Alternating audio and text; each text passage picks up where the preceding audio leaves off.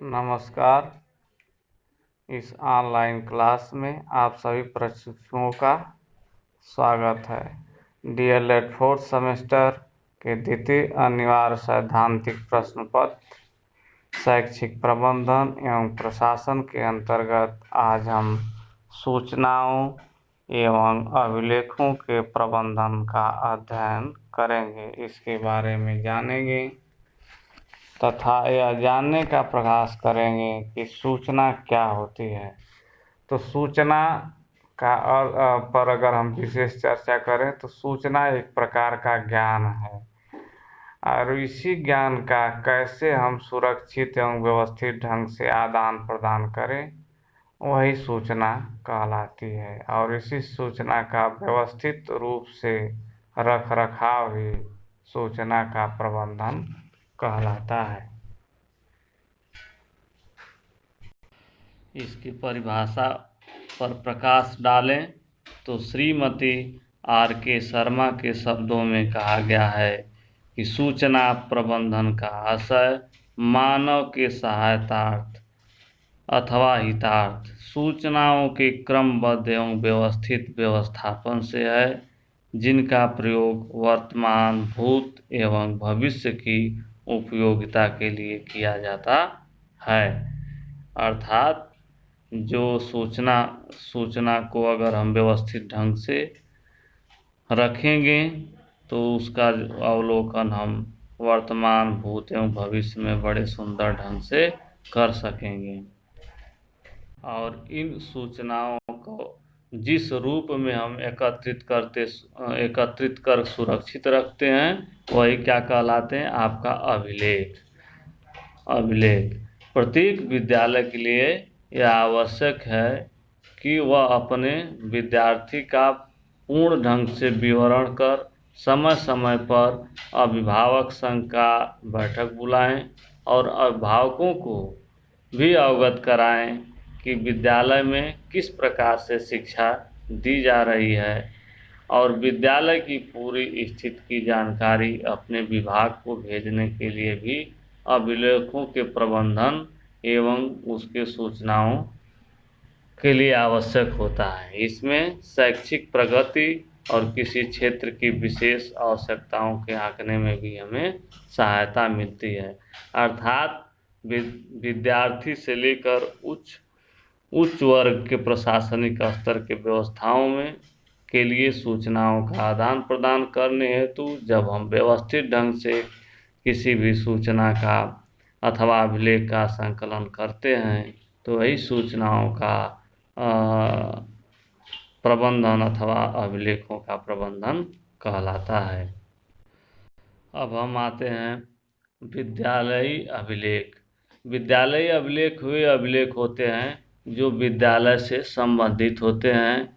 यह इनके निम्न प्रकार हैं, जिसमें पहला है सामान्य अभिलेख। इसके अंतर्गत लाक बुक, अभिभावक शिक्षक संघ, मातृ शिक्षक संघ एवं ग्राम शिक्षा समिति पंजिका होती हैं और इनका रखरखाव हम बड़े सुंदर ढंग से कहते हैं।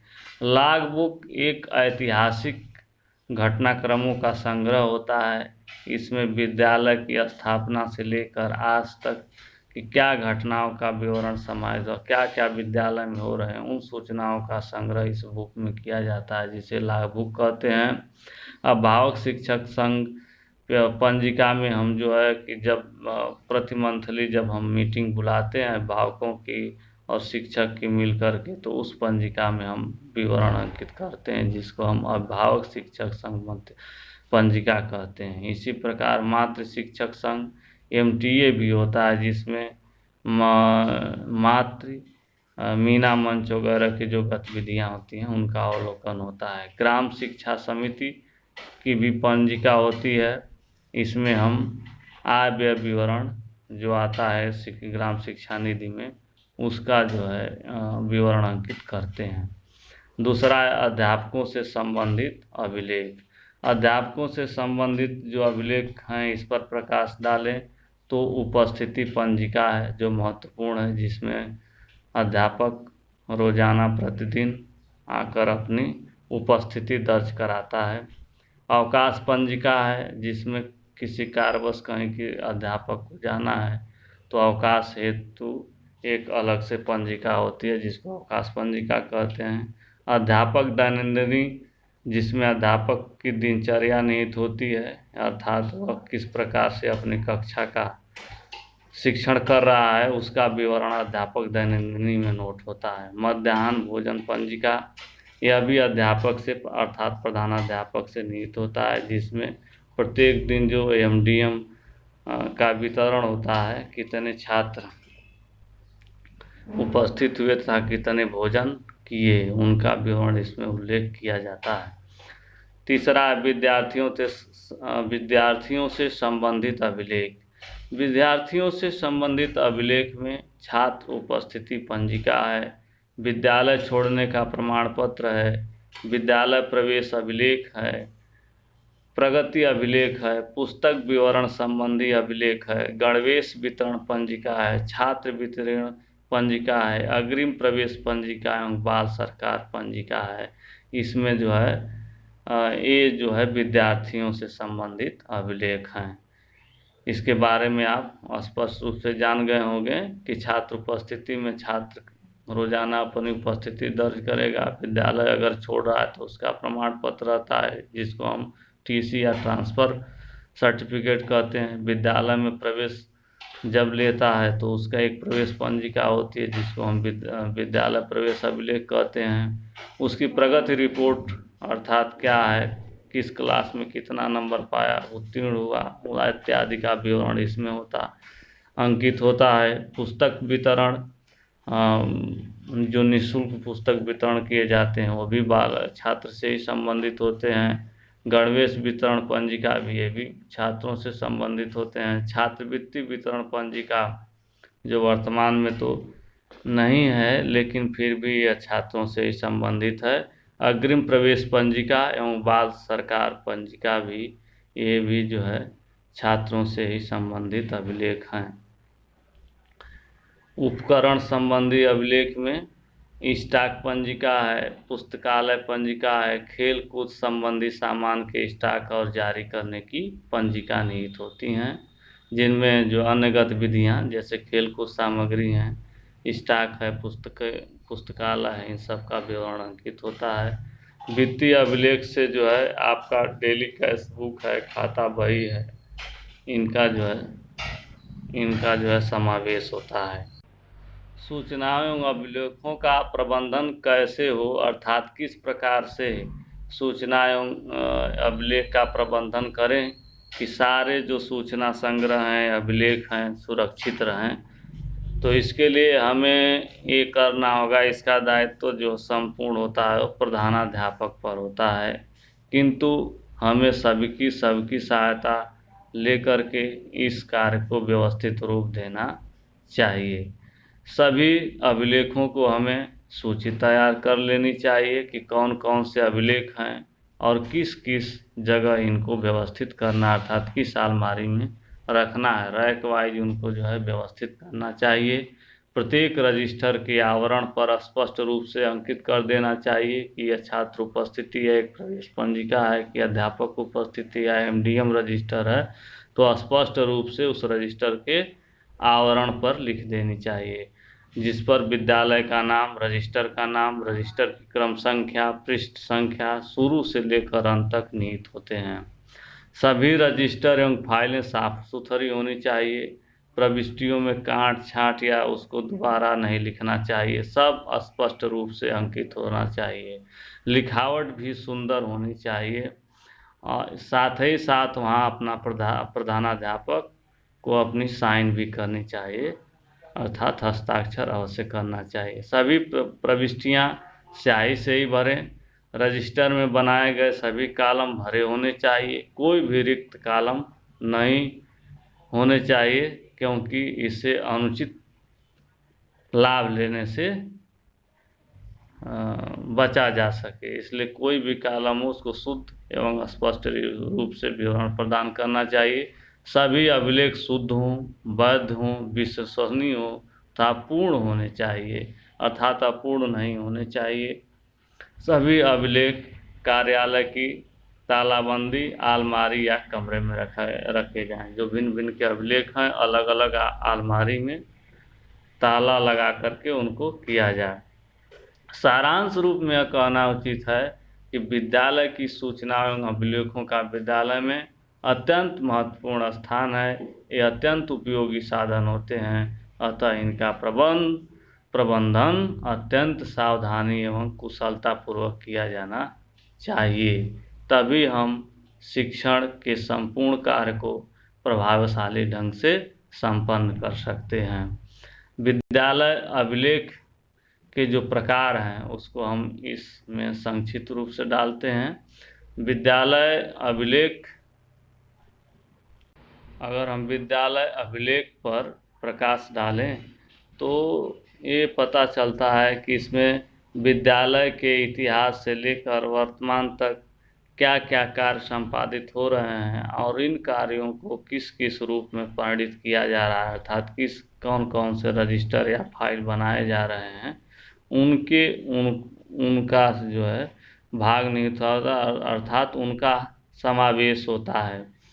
इन अभिलेखों में विभिन्न विभागों तथा संस्थाओं से होने वाले पत्राचार की प्रतिलिपियां, मूल पत्र तथा रसीद आदि भी सम्मिलित होते हैं, जो विद्यालय की प्रगति को अस्थायी रूप से संजोए रखते हैं। प्रत्येक संस्था में कुछ नियमों के आधार पर चलाई जाती है। भाई विद्यालय जरूर होते हैं बेसिक के, लेकिन कुछ अपने नियम होते हैं, उनके आधार पर चलाई जाती है, जिसमें संस्था मालिक अपने कुशलता पूर्वक संचालन के द्वारा नियम और पालन का बड़े सावधानी से क्रियान्वयन करता है। इनमें छात्र, अध्यापक, प्रधानाचार्य, अभिभावक, प्रबंध समिति, शिक्षा विभाग, शैक्षिक योजना, सारे लोग मिलकर के इस महत्वपूर्ण कार्य में प्रतिभाग करते हैं।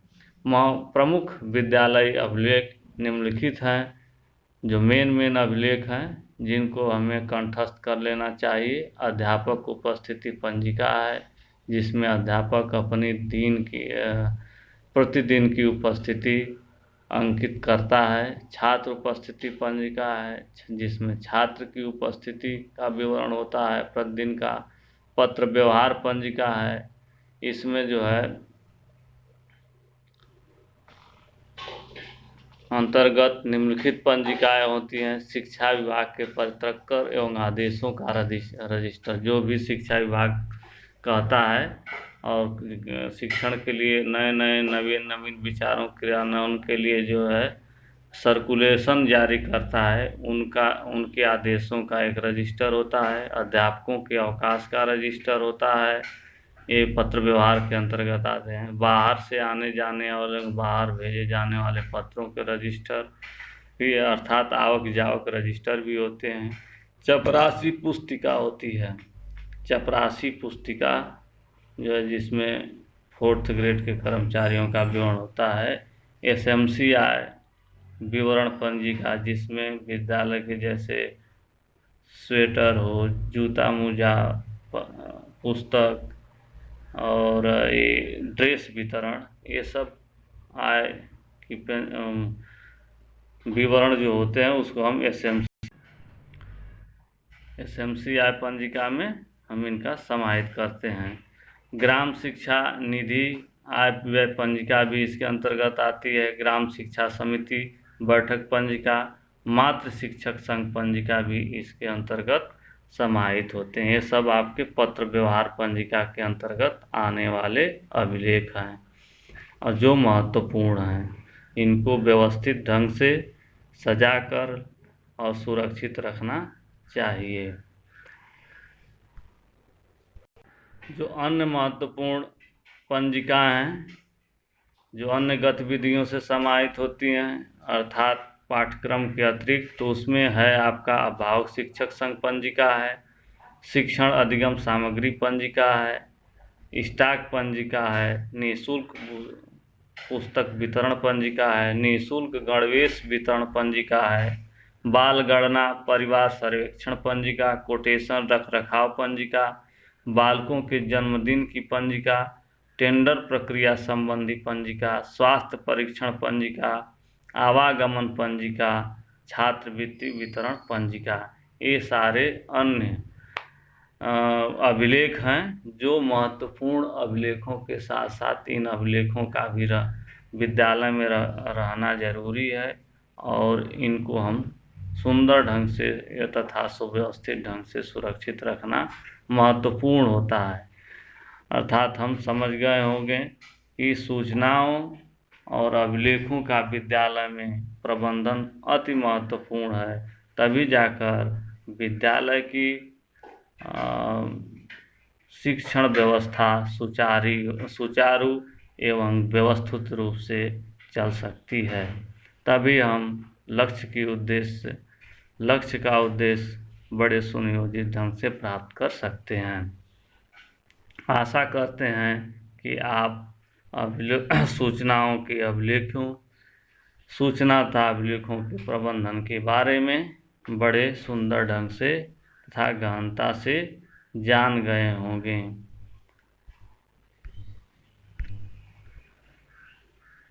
इसमें कुछ और हैं पंजिकाएं, जिनको हम आदेश पंजिका, अनुश्रवण निरीक्षण पंजिका है, शिक्षक डायरी है, बुक बैंक है, एमडीएम वितरण पंजिका, कन्वर्जन कास्ट एवं खाद्य पंजिका, जिसका हम पीछे अध्ययन कर चुके हैं, बता चुके हैं, इसके बारे में भी आप जान चुके हैं। अब हम आशा करते हैं कि आप बड़े सुंदर ढंग से इसके बारे में जान गए होंगे। थैंक यू, धन्यवाद।